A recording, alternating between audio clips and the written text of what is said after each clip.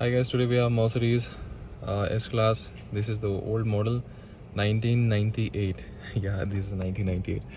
And in this one, we earlier we have installed the Android system.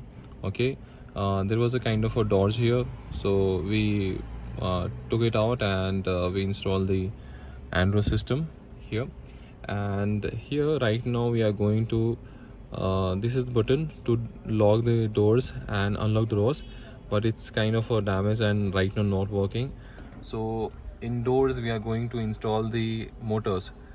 The earlier system from the company original system is vacuum system, but we are going to install the motors. So these kind of locks, they're gonna pull down and pull up like that, so the door will lock and unlock with the remotes. So let's see how we are going to install motors.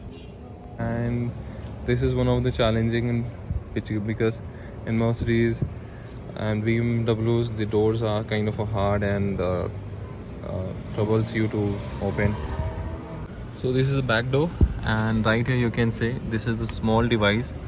So what actually happens right here with this pipe, the air comes and that pulls the this rod up, and also it sucks the air, so this rod goes down like that.